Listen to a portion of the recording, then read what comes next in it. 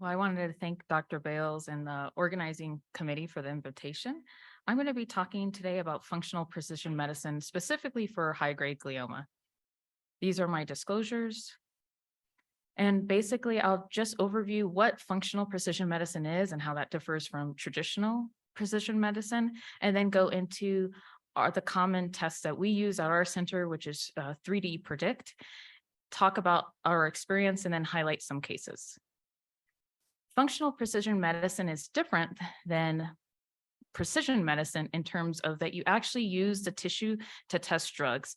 So traditionally, when you hear precision medicine, that is referring to identifying an actionable mutation and then giving someone a targeted therapy. But a lot of studies have come out, most notably NCI Match, which was the largest study based on this principle. NCI Match actually had 1,200 patients. And this is just an example of one arm of NCI Match. So you can see that 739 patients were sequenced. And then you can see that only about 56 patients had a mutation that could be targeted with therapy. So you can see how that number really drops down drastically. And then of those patients, that actually ended up getting treatment, there were only 16. So you can see from that arm, there's 739 patients, and then 16 patients actually ended up getting a targeted therapy. The other thing is that when you give a targeted therapy, it doesn't, even with a person that has that mutation, it doesn't actually mean that they're going to respond to it. There are a portion of people who are responders, but there are some people who are not responders. So again, simply put, most patients with cancer do not currently benefit from a genomic approach. And I would like to say a genomic only approach. I think that sequencing is still very much important. How does this translate for us in terms of for high-grade glioma? I think integrating all of these things together. So I think it's still very much important to sequence your patient, understand what mutations they have, potentially if they're targetable, that they may be a responder, but then also extracting tissue and testing directly on the tumor to understand how do drugs interact with this patient. At our institution, our protocol for high-grade glioma includes that we use gliolin during our cases. We do also use connectomics, and then we send our high-grade glioma patients for functional precision medicine assay. This is just based off of our intuition from preoperative MRI. If you are presumed to have a possible high-grade glioma, you would just get put in this protocol.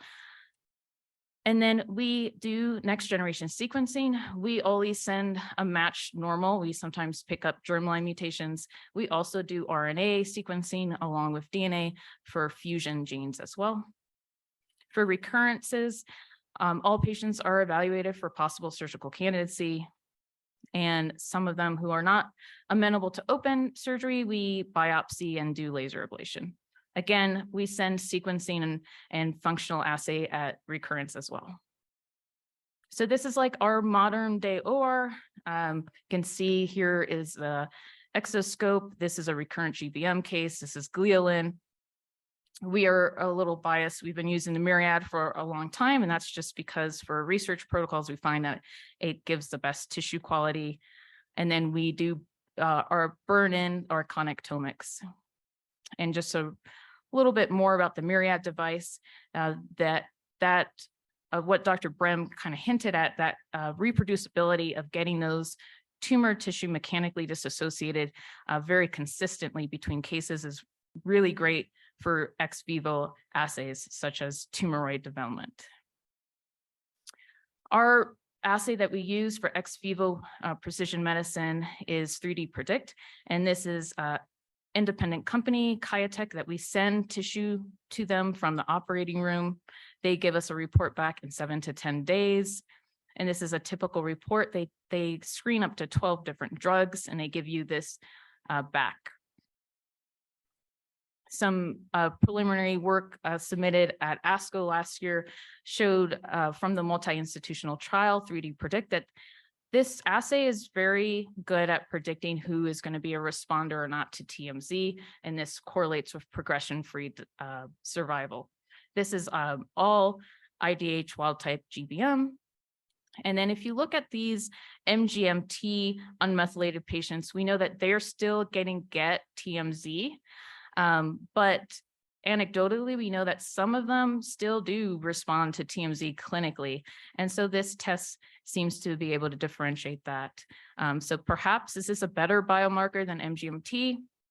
Who knows? This paper is actually in submission right now. And then crucial to this is actually development of spheroids. We can see that to the left, this patient did not develop spheroids very well, so the assay didn't work. And then to the right, this is a very nice spheroid. And again, it's really important and critical for us as surgeons to give the best tissue. So what about our experience? We're currently at about 70 patients that we've sent 3D Predict on. But when we were reviewing our case series, we were at 56 patients, 40 males, 16 females. The median age was 52. 28 of them had upfront high-grade glioma and 28 had recurrent high-grade glioma. That was not on purpose. That just so happened to sort out that way. The average delivery time to Kiotech was 1.19 days. So we're really, the shipping has worked very well. We had a little bit of some delays for weekends or snowstorms, but in general, we are able to get the tissue there. And the average time we get the report back is a little under 8 days. So you're really getting reports back quickly. There are other ex vivo precision medicine companies out there, but Kiotech is specifically for high-grade glioma, and a lot of other tests take sometimes up to over a month to return. So this is really good in comparison to other options. Our success rate was about 84%. So 84% of our tests came back that we were able to get some information, and then 16% failed. So this is our cohort in terms of diagnoses. We had mainly GBM, IDH wild type. There were also a couple IDH mutant high-grade gliomas. Again, because if your pre-op MRI looks like a high-grade glioma, we send out for this assay. So we had a medullary oligodendroglioma as well. Recurrent high-grade glioma, most of these patients were first-time recurrence, but there were some that were second recurrence or a third or more as well. So for oligos, 4 were grade 3 and 2 were grade 2. And basically, not really a large enough cohort to really give an understanding of oligodendroglioma, but we were surprised that we were able to get readouts from this tumor. Then this is our medullary. This was, again, preoperatively a young patient, had this posterior fossa mass that was a little bit eccentric. And so we weren't sure, could have been a high-grade glioma, so we went ahead and sent the test. We were surprised to get a readout. This is actually important, though, in the future to kind of think about, well, maybe this type of functional readout can be applied to different tumors, and what drug screens would you want for medulloblastoma or for different primary tumor types? We were very much interested in why tests failed. And so we were thinking, was it related to what variables? Was it the volume of tissue? Sometimes we send biopsy cores, sometimes we send surgical resection. The other is Ki-67, tumor percentage. Was it IDH status? Tumor mutational burden, we noticed in one of our cases that they were a hypermutated IDH mutant, that they had such a heterogeneous tumor that it was really hard to get standard curves when Kiotech was trying to get their readouts. So we thought, well, does that play a role? So we did a multivariable analysis, and the main factor was tumor percentage. This is based off of a sequencing. This is not based off of the pathology report where the pathologist says, oh, 30% of the slide is tumor and this much is treatment change. So this is or necrosis. This is actually based off of DNA sequencing. So tumor percentage seems to be very important. Ideally, if you can get a tumor percentage above 70. However, we noticed that tumor percentages below 40 seem to just fail. And I think that's really important for us as surgeons, that what you're sending has to be high quantity of tumor. So when you're sending GBM and you're in that necrotic core, obviously you should not be sending that for functional assay. You need to really be cognizant of where you are. And then it's harder on recurrence because now you have treatment change. So it's actually gets a little bit more difficult when they recur. What about super recurrent GBM? I kind of talked about how some of our recurrent cases were third plus, so we call that super recurrent. This is one of our very unique patients. This is a young patient, had 10 resections, or actually, excuse me, 11 resections. I don't advise this for everyone, but this is someone with a cancer predisposition syndrome. He was very young, high KPS, and a lot of these tumors ended up being dural based. So I kept taking him to surgery and we tried a lot of different things. I think one of the most important things about this case is to look at the clonality. So if you notice, T1 is his index tumor. You can see there are 4 different clones. And as you go to the right, you can see that that lavender clone is the dominant clone. And T11 actually is a lymph node that was taken from his neck. So he actually ended up getting extracranial GBM. And that's something you see with these super recurrent, when you keep treating and treating, eventually it will leave the brain and go elsewhere. So that was very interesting that the clone that outcompeted the other ones and was able to even leave the brain ended up not being present in the index tumor. So if you look, that clone shows up around T4.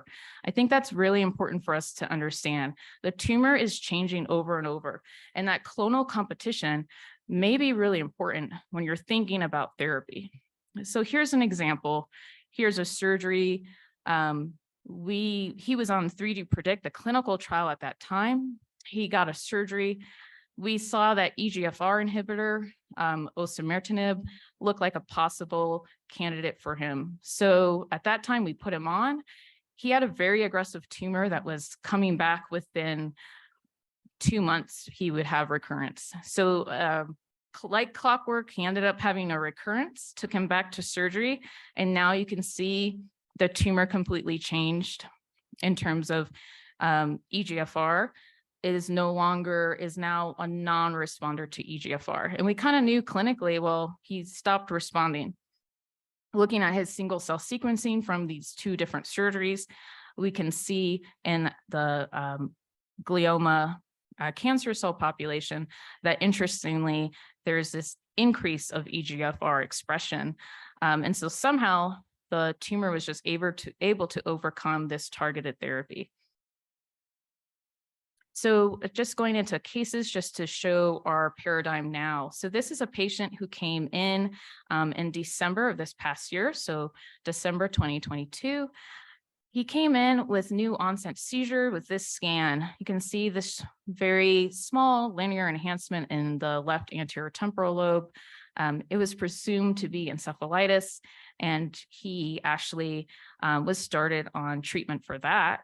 Antiviral treatment, had a repeat scan a month later. This is 1 month later. So we know this is an aggressive GBM. If this is the size in a 1 month interval, you know that you're dealing with something really aggressive. So we obviously took him to surgery.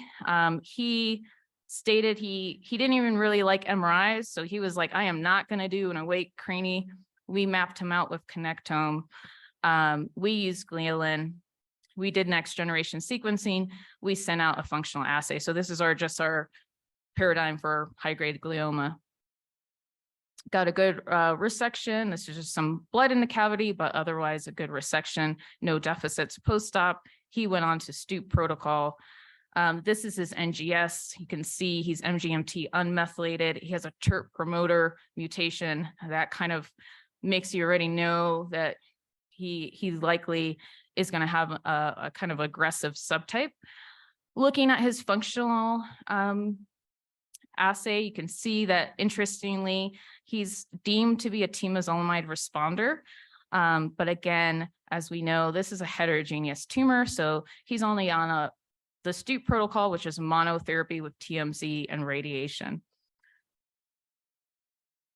What ends up happening is just 4.5 months later from his index surgery, after he completes chemo and radiation, he has this scan. So he has a local recurrence already under 6 months. So this is literally late June 2023. So just think about that personally, like what were you doing in December to now? And just think, my God, in that period of time, this patient has already had surgery, Stoop protocol, and now recurrence. It's just very aggressive. Second surgery, we use gliolin. We sent for functional precision medicine assay. I was very specific about where to send the tissue because this is someone that already had Stoop protocol. They've been radiated. They're going to have treatment change.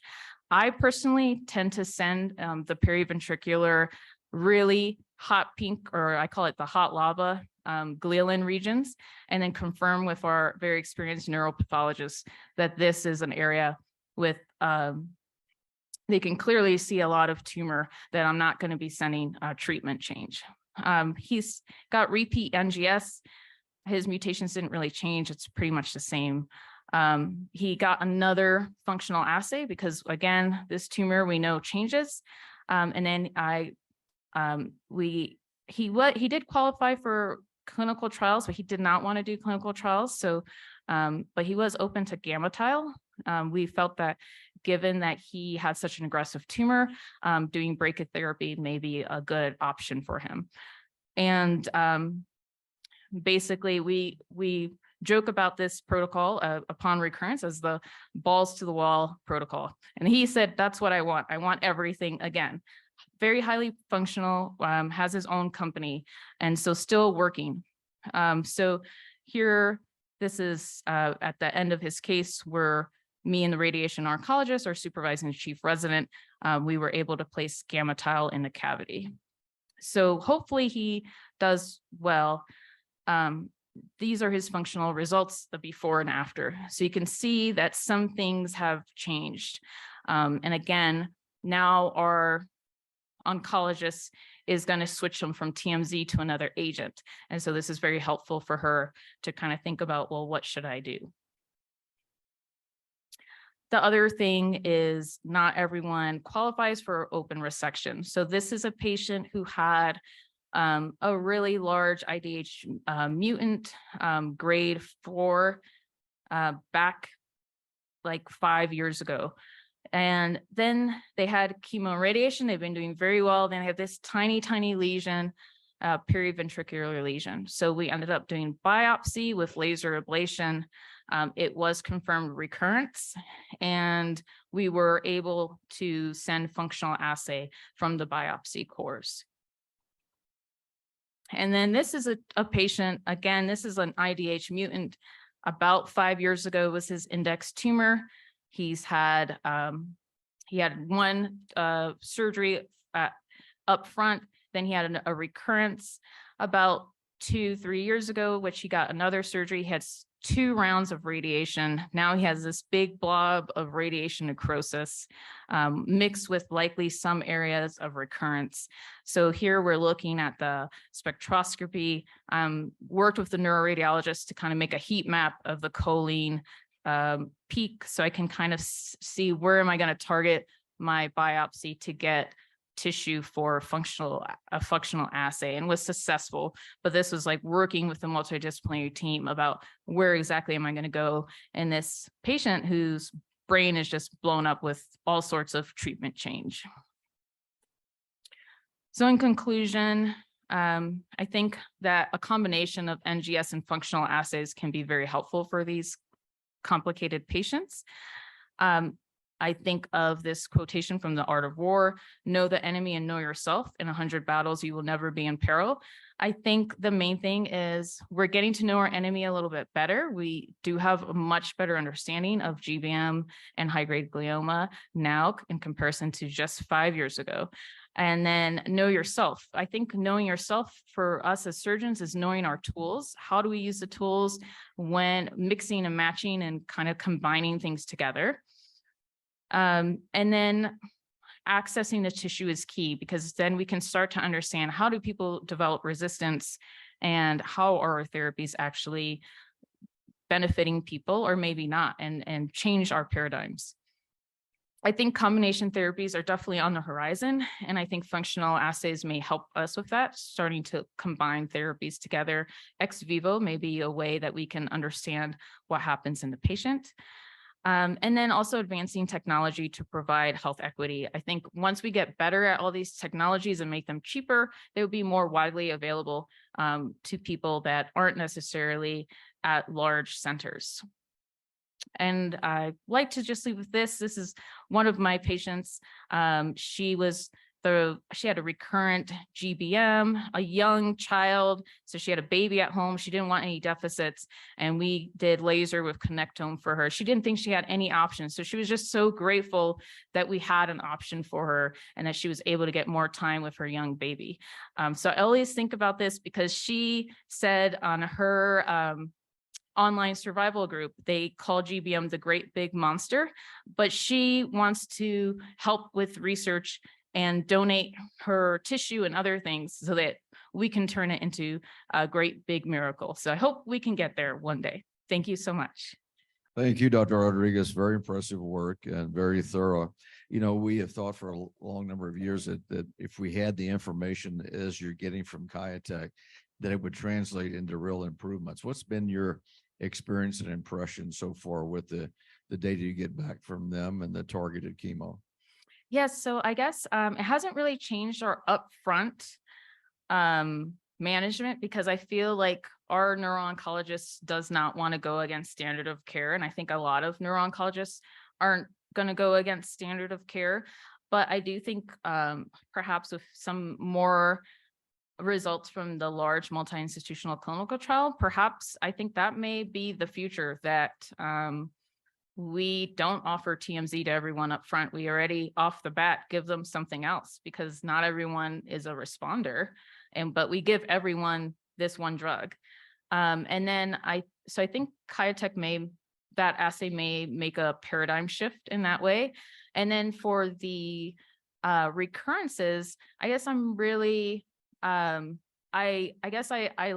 have a couple of case series where we can show that it seems to match what's happening clinically. So we know that that patient failed. We were able to sample again, and the assay seemed to indicate they're no longer a responder. So I feel like that's, as we build, that gives us more evidence and more like, oh yes, I do believe that these results are real and not random. And then I hope that we can get to maybe combination therapies, because I feel like because the tumor is so heterogeneous, one targeted agent, the tumor over time is going to find a way around that one pathway. Yes, certainly. So that's a great approach. And I was always hoping that maybe the Kiatech type data would give fortitude or encouragement to those who realize we have to go against the standard of care sometimes if we don't think they're going to be a good responder. Mm-hmm. Can you use radiogenomics at all to help better predict? I'm sorry. Hey, Oh, sorry. Yeah. Can you use radiogenomics at all to help predict where to get a better tumor sample for, so that you get the reports you want on more patients? Yes, I do think so. So right now, I think, for example, perfusion imaging, spectroscopy, all these things can be helpful. I don't know if some of the clinicians in the room have noticed that a lot of Medicare doesn't reimburse for MRS anymore. Have you guys? Yeah, everyone's kind of noticed that. So it's really hard to get spectroscopy. So there have been some promising things about radiomics, in terms of radiomics being able to predict, for example, BRAF mutation or other things. So I feel like, yes, I think radiomics will be very helpful. It also can be used to predict where the recurrence is going to occur. But I honestly think spectroscopy would be better, because there's some newer stuff, especially in pediatric tumors, where they're showing spectroscopy, not just the standard choline, creatinine, NAA. They're showing spectroscopy of other biomarkers, and they're able to predict the diagnosis. And so I think that would be best. So right now, what I do is I try to get that to the SVC or subventricular zone. For me, anecdotally, that's where I get the best success. If I get that periventricular that is also really super fluorescent with the ALA, then I'm most of the time that's going to be good tissue.